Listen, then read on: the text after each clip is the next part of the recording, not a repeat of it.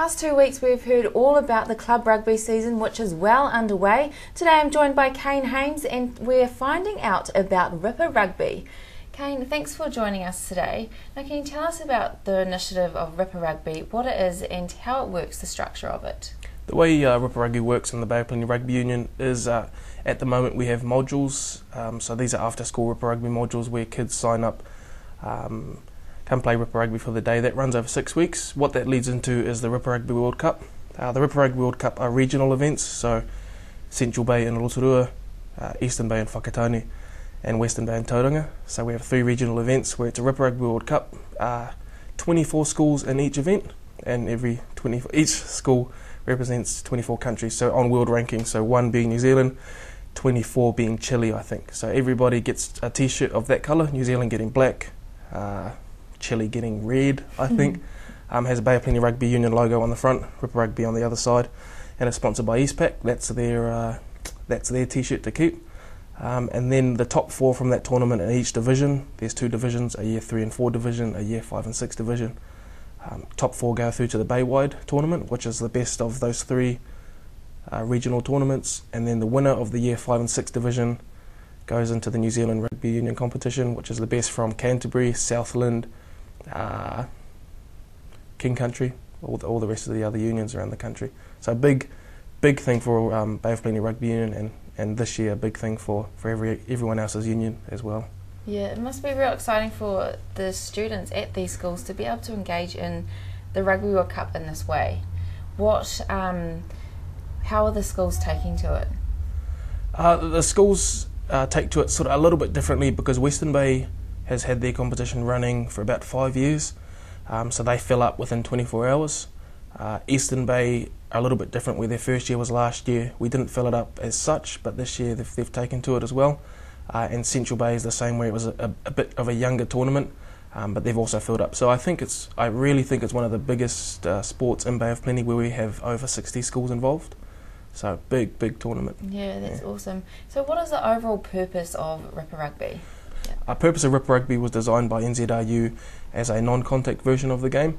I think it was appealed to the parents who don't necessarily like the contact version. It gets their confidence up with running, stepping, all the fundamental skills of the game, and that appeals to a lot of kids. And what we're actually getting from Rippa Rugby is we're getting a lot of kids coming over from soccer, hockey to rugby because they've built up their confidence through Rippa Rugby.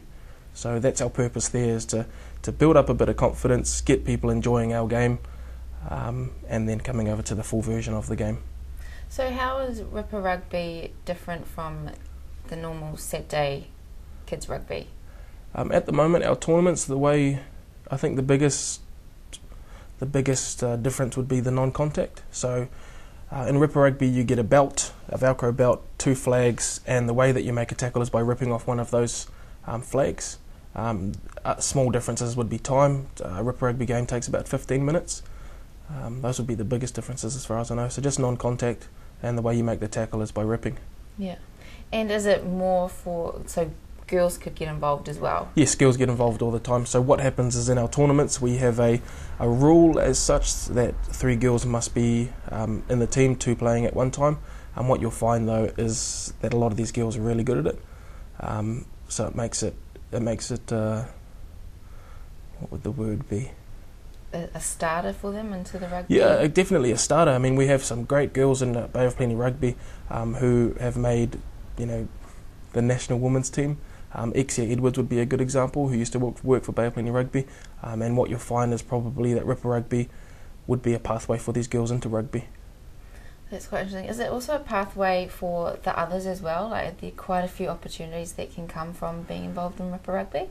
I'd say so. I mean, at the moment, the way our structure is built, there is a lot of pathways, not so much into a professional sport of Rippa Rugby, but there is a lot of skill development that kids can get out of Rippa Rugby, especially the way that we've structured it from Rippa Rugby modules, Rippa Rugby World Cup, Bay-wide, and then into the NZRU competition. So it's a very big competition, and a lot of skill development will be going into these kids through these competitions.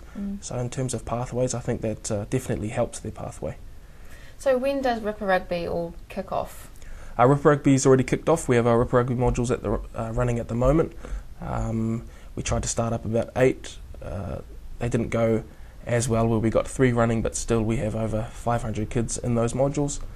And then the Rippa Rugby World Cups start next term. 18th of May is the first one. Yeah. And what involvement do you have with Rippa Rugby? At the moment, Rippa Rugby, I guess I do a lot of the admin work, where I do a lot of the behind-the-scenes stuff for the modules. We get some of our steamers to coordinate these Rippa Rugby modules. And then with the Rippa Rugby World Cups, I sort of oversee all 3 of the Rippa Rugby World Cups, and then also the Baywide Championship. So I guess I do quite a lot of work with the Rippa Rugby World Cup.